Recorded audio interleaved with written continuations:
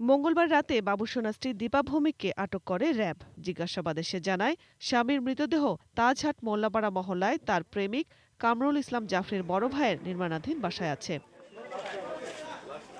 মঙ্গলবার দিবাগত রাত ২টায় ওই নির্মাণাধীন বাসা থেকে বাবুসোনার বস্তাবন্দি মৃতদেহ উদ্ধার করা হয়। স্ত্রী দীপা ভৌমিক ও তার প্রেমিক কামরুল ইসলাম জাফরির যোগসাজশেই বাবুসোনাকে হত্যা করা হয়েছে।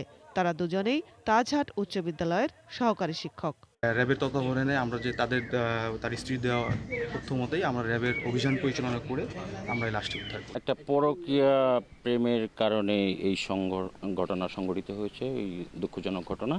ভিকটিম যে শ্রী রথীশ চন্দ্র ভৌমিক বাবুসোনা, তার যে মিসেস, তার সাথে ইলিসিট কানেকশন ছিল কামরুল, তার সহকর্মী শিক্ষক, তারা মিলিয়ে এটা করেছে। নিহতের ছোট ভাই সাংবাদিক সুশান্ত ভৌমিক সহ স্বজনরা পায়ের জুতা দেখে বাবুসোনার মৃতদেহ শনাক্ত করেন।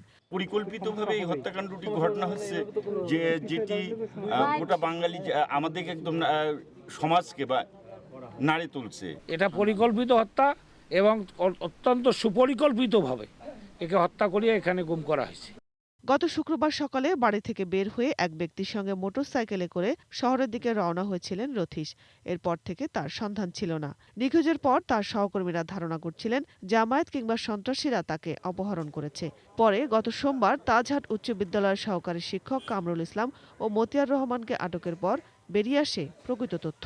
বুধবার রংপুরে এক সংবাদ সম্মেলনে র্যাব মহাপরিচালক বেনজির আহমেদ জানান, অ্যাডভোকেট রথীশকে ২ মাস ধরে হত্যার পরিকল্পনা করা হচ্ছিল।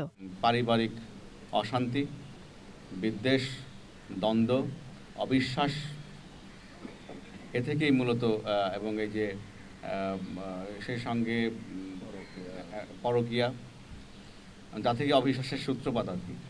তো এগুলোই মূলত আমরা দেখছি প্রাথমিকভাবে এর পেছনে কারণ, এবং তার স্ত্রী আমাদেরকে এগুলোই বলেছেন। Roksana Zerin, desk report, ATN news.